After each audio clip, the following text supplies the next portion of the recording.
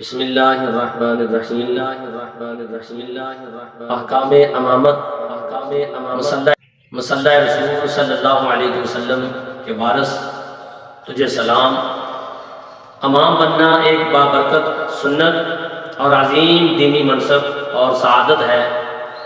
امام نہ صرف اپنی نماز کے ثواب کا حقدار ٹھہرتا ہے بلکہ حدیث شریف میں آتا ہے کہ جتنا مقتدیوں کو اجر ملتا ہے اتنا ہی امام کو ملتا ہے، اور مقتدیوں کے اجر میں بھی کوئی کمی نہیں آتی۔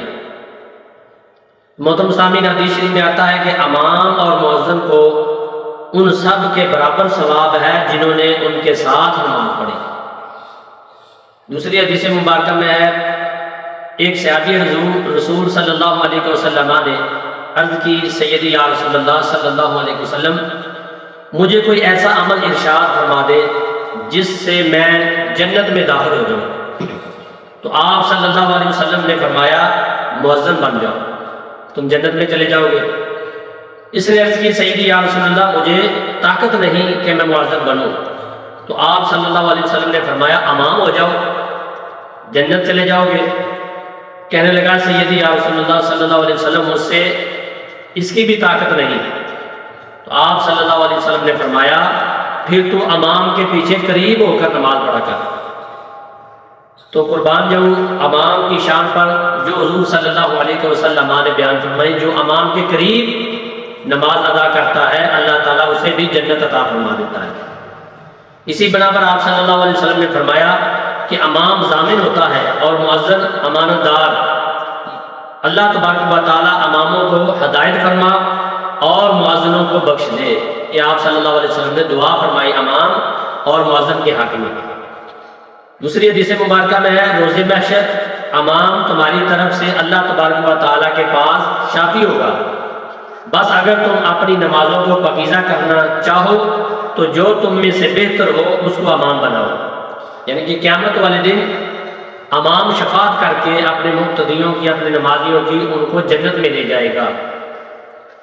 تو امام کی شان یہ ہے، حدیث شریف میں آتا ہے، جو ایک مسجد میں 7 برس امامت کرائے اس کے لیے جنت واجب ہو جاتی ہے، اور پھر جو ساری زندگی اسی سعادت میں گزارے۔ تو سلف الصالحین کا قول ہے کہ انبیاء کرام علیہ السلام کے بعد علماء کرام سے افضل کوئی نہیں، اور علماء کرام کے بعد درجے میں نماز پڑھانے والا ائمہ کرام سے افضل کوئی نہیں۔ امامت کی اسی فضیلت کی بنا پر پیارے آقا صلی اللہ علیہ وسلم کے ساتھ ساتھ سیدنا ابو بکر صدیق رضی اللہ تعالیٰ عنہ، سیدنا عمر فاروق رضی اللہ تعالیٰ عنہ، سیدنا عثمان غنی اور علی مرتضیٰ شیر خدا رضی اللہ تعالیٰ عنہ اور دیگر بے شمار صحابہ کرام نے ہمیشہ امامت فرمائی۔ محترم سامعین، امامت پیارے آقا صلی اللہ علیہ وسلم کی مسند نشینی کا مقام خاص ہے، لہذا امام کے انتخاب میں بڑی احتیاط جو ہے وہ کرنی چاہیے۔ ہر کسی ناقص کو امام بنا لینا سب نماز کی خرابی کا باعث بنتا ہے۔ امام صرف اسے بنائے جسے لوگ پسند کریں، اور لوگ بھی اسے پسند کریں جسے شریعت پسند کرے، یہ یاد رکھنا چاہیے۔ تو امامت کرانے کا سب سے پہلا حق مقرر امام کا ہے، جو مقرر کیا ہوتا ہے مسجد میں، اس کا حق ہے، بشرط کہ جماعت مسجد میں ہو رہی ہو۔ تو حدیث شریف میں ہے، کسی کی امامت کی جگہ بلا اجازت امامت نہ کی جائے، اور صاحب خانہ کا حق ہے بشرط کہ جماعت گھر میں ہو۔ حدیث شریف میں ہے، کسی کے گھر یا سلطنت میں بلا اجازت امامت نہ کی جائے، نہ اس کی مسند پر بیٹھا جائے۔ اور پھر سب سے زیادہ امامت کا حق مسلمان بادشاہ کو ہے، جو وقت کا بادشاہ ہے، اس کا حق ہے کہ وہ امامت کرائے۔ پھر اگر مقررہ امام نہ ہو یا وہ نہ پڑھا سکے تو سب سے زیادہ حقدار وہ ہے جو زیادہ عالم اور فقیہ ہو۔ حدیث شریف میں آتا ہے، جس نے کسی عالم باعمل کی ابتدا میں نماز ادا کی، گویا کہ اس نے میری ابتدا میں نماز ادا کی۔ اللہ اکبر! یہ شان ہے باعمل عالم دین کی کہ حضور فرماتے ہیں، اس نے میری ابتدا میں نماز ادا کی۔ فرمایا کہ اگر تم نمازیوں کی قبولیت چاہتے ہو، نمازوں کی قبولیت چاہتے ہو، تو عالم کو امام مقرر کرو، اس شخص کے پیچھے نماز نہ پڑھو جو علماء کی صحبت میں کبھی حاضر نہیں رہا، جو نہ خود عالم ہے نہ کسی عالم دین کی صحبت میں رہا ہے۔ فرمایا کہ اس کے پیچھے نماز ادا نہ کرو، یہ حدیث مبارکہ۔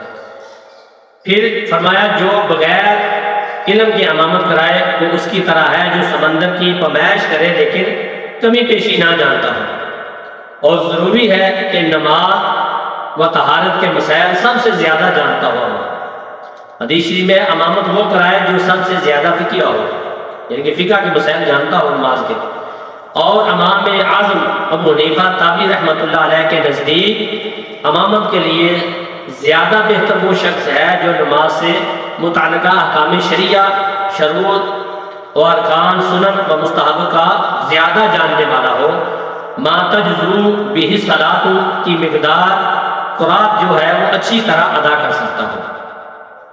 امام بخاری نے بھی اسی بارے میں ایک باب قائم کیا ہے کہ اہل علم و فضل زیادہ حقدار ہیں امامت کرانے کے۔ ایسے ہی امام مالک رحمۃ اللہ علیہ، امام شافعی رحمۃ اللہ علیہ اور ان کے اصحاب کہتے ہیں زیادہ فقاہت رکھنے والا مقدم ہے زیادہ تجوید پڑھنے والے سے۔ تو قاضی ثناء اللہ پانی پتی رحمۃ اللہ علیہ نے بھی فرمایا امامت کے لیے سب سے بہتر وہ ہے جو اچھی قرات جانتا ہو اور نماز کے فرائض، واجبات، سنن اور مکروہات، مستحب اور مستحبات سے واقف ہو، یعنی عالم جو قاری ہو۔ آگے لکھتے ہیں اکثر علماء کرام کے نزدیک قاری سے عالم بہتر ہے، یعنی کہ تجوید والے سے جو قاری ہوتا ہے اس سے عالم بہتر ہے، یعنی کہ جس کے پاس زیادہ علم ہو اس کو امامت کے لیے کھڑا کرنا چاہیے۔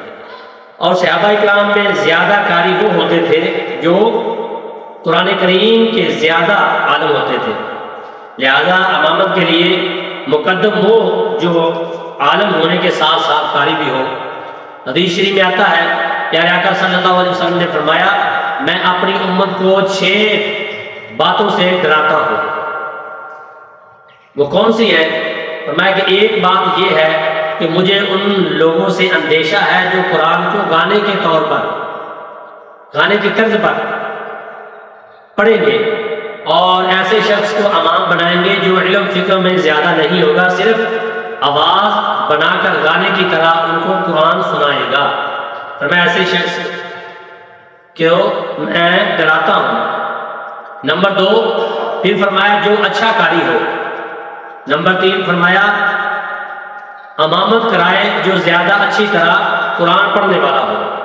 اور فرمایا حدیث شریف میں آتا ہے قوم کی امامت وہ شخص کرے جو قرآن کا زیادہ علم رکھتا ہو، کیونکہ پیارے آقا صلی اللہ علیہ وسلم کے زمانہ پاک میں جو زیادہ قرآن پاک پڑھے ہوتے تھے اور وہ زیادہ علم رکھتے تھے قرآن پاک کا، وہی امام بنتے تھے۔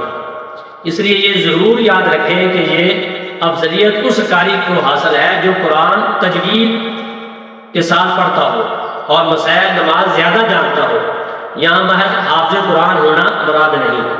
پھر جو سب سے زیادہ پرہیزگار اور متقی ہو، حدیث شریف میں آتا ہے جس کسی نے پرہیزگار امام کے پیچھے نماز پڑھی گویا اس نے انبیاء بنی اسرائیل میں سے کسی ایک نبی کے پیچھے نماز پڑھی۔ اللہ اکبر۔ تو پھر جو عمر میں زیادہ ہو اسے امام بنانا چاہیے۔ حدیث شریف میں آتا ہے تم میں سے جو بڑا ہو وہ امامت کرائے۔ پھر زیادہ حسن اخلاق والا ہو اسے امام بنانا چاہیے۔